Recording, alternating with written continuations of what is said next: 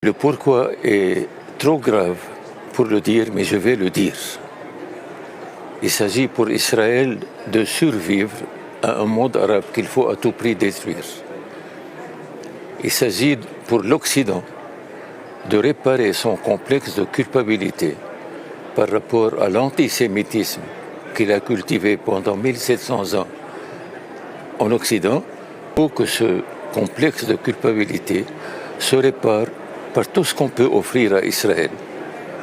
Le meilleur de ce que souhaite Israël, c'est la destruction du monde arabe, et cela a été écrit, explicitement écrit, dans une revue israélienne qui s'appelle Kevonim, au mois de février 1982.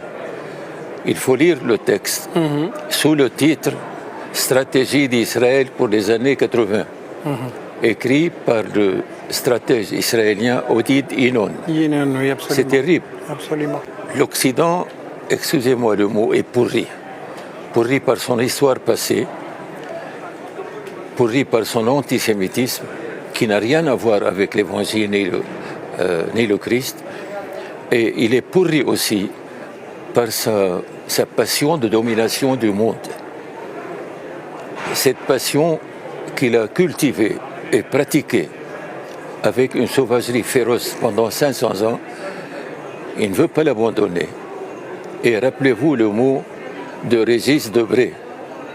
L'occidental a ôté son casque colonial, mais sa tête reste coloniale. Si l'islam avait été aussi sanglant et sanguinaire que ce qu'on prétend qu'il est maintenant, aucun chrétien ni aucun juif n'aurait survécu à la conquête musulmane.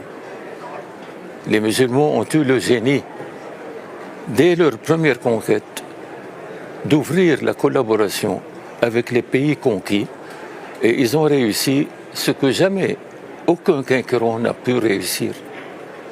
Et ils maintiennent jusqu'à maintenant cette convivialité avec les gens. Moi, je suis un prêtre de Damas. Je suis né à Damas en 1932. J'ai vécu en milieu chrétien et musulman. J'ai grandi dans ce milieu et je vous assure que ma vie de prêtre récolte une joie immense à la fréquentation des musulmans, à leur amitié, à leur soutien.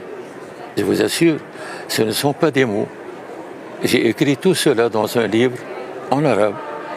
J'espère pouvoir le traduire en français et aussi en anglais pour faire comprendre aux gens ce qu'est au fond l'islam.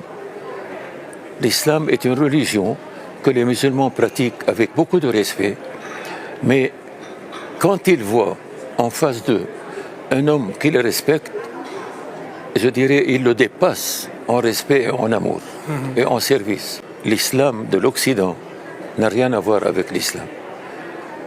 Les Occidentaux, vous avez eu malheureusement le génie de créer une société musulmane à l'intérieur de vos sociétés occidentales, une société refermée sur elle-même. Vous ne lui avez pas donné la possibilité de s'intégrer, de vivre avec vous comme partie prenante de vous.